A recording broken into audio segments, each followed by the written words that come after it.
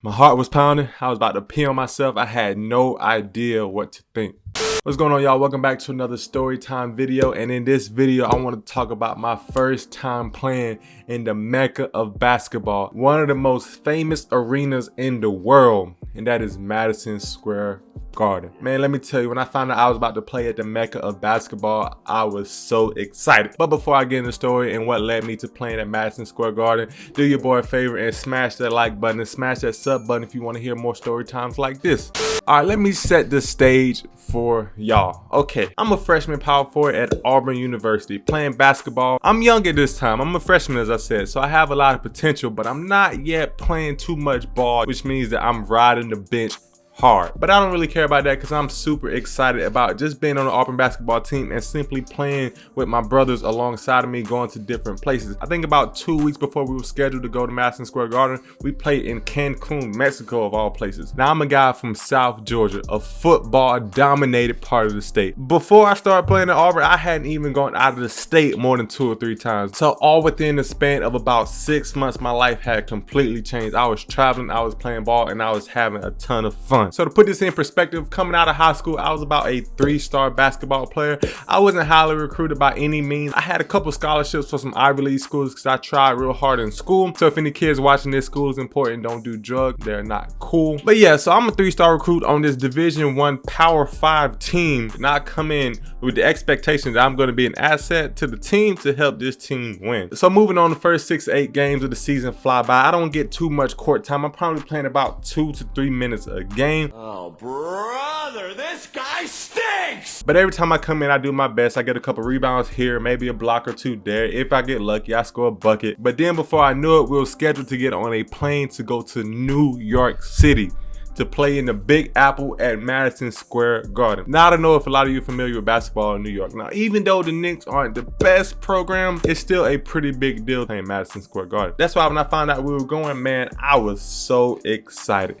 I'm talking about the day before we left for the game. I went to the barbershop with my teammates. We all got fresh haircuts. I just cut my hair myself, actually. Let me know if you guys like it. With all this quarantine and everything going on, I didn't really feel comfortable about going out to a barbershop. So if you like my cut, let your boy know because I tried my best.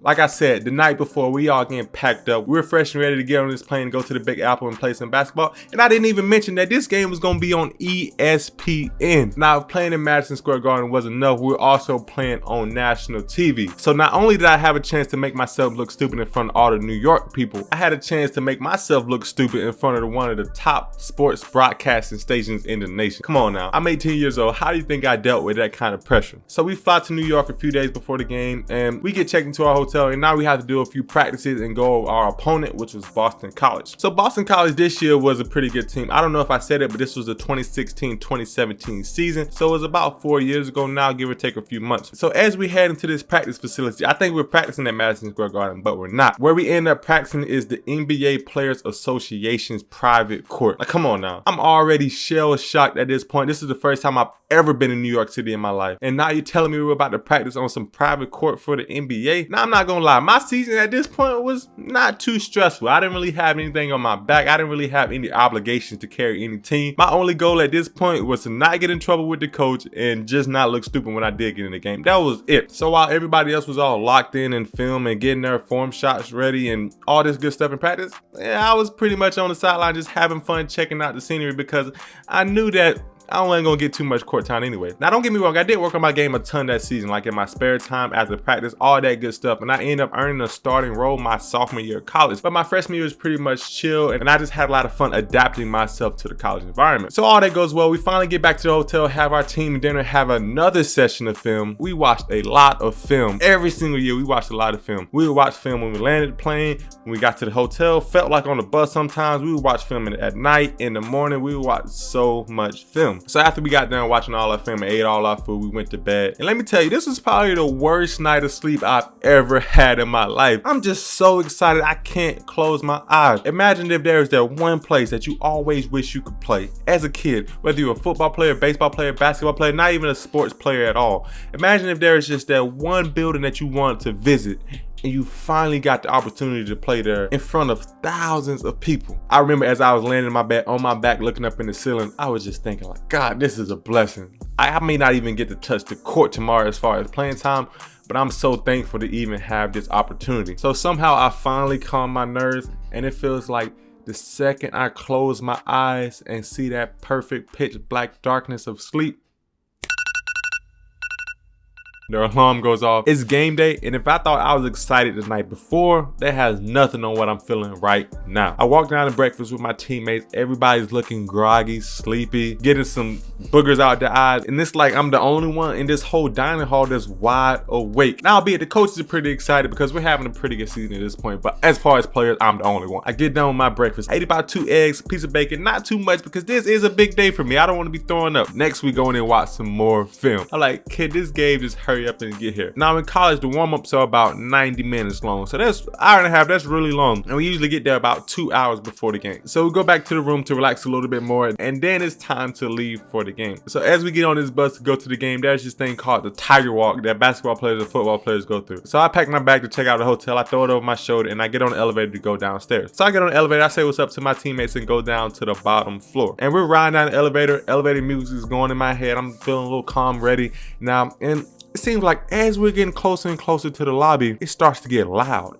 Now I don't mean loud like something's bad happened. I mean loud like there's people screaming on the bottom floor. I'm like, what's going on? So the elevator little button says L, and the elevator doors start to open, and all I see is this massive crowd of people at the bottom of the elevator. I don't have any videos from this particular day, but I'm gonna put a picture right now just so you can see it kind of what it looks like. So yeah, so that was waiting on me at the bottom of the elevator, and I'm just like, oh my goodness.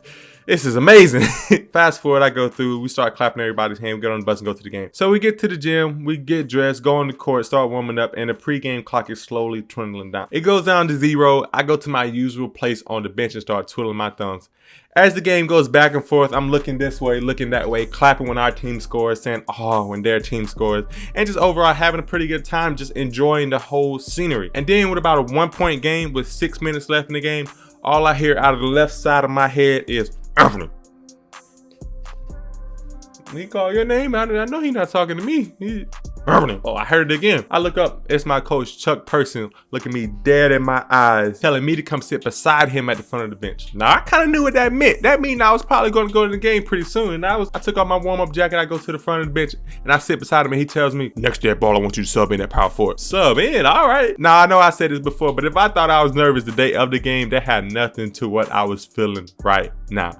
I'm walking to the scores table, I sit down, I'm actually on the floor of Madison Square Garden watching the game at this point. 5 seconds go by, foul happens. The ref comes up to the score table, calls out whatever number he does, and then calls the subs in. Oh, I'm actually doing it at this point. I'm actually checking in the game of Madison Square Garden. Now keep in mind, I only play about 2 minutes a game at this point, so I already knew that I wasn't going to be in the game for a long period of time. So I knew that if I wanted to get a chance to score a bucket at Madison Square Garden, I would have to somehow find a miss and put it back in, or get a rebound and make a dunk or something like that. But I knew I wasn't going to get a play to shoot the ball. But it's like as soon as I got in the game, we started playing defense, and our shooting guard gets a steal and starts sprinting down the floor. Now, as he's sprinting down the floor, there's 3 Boston College jerseys right behind him, right on his heels. And I got a feeling he might not make this layup. So I'm on the opposite side of the floor. He's running along the right side of the floor, and I'm on the left baseline. I see him running. All I know is I start sprinting as fast as I can. He gets to the goal about 10 to 15 feet before me, and I'm at the free throw line when he's going up for the layup. So I see him go up for the layup. It's contested. He shoots it. He almost gets fouled, and the ball starts rolling around the rim, and it slowly comes off the right-hand side of the goal. I'm not close enough to grab the rebound, so I just take off from wherever I'm at that point. I think it's near the free throw line. I don't know. And I take off, I soar, and the ball's moving in slow motion, and I'm soaring, kind of like the Space Jam scene where he's slowly going through the air.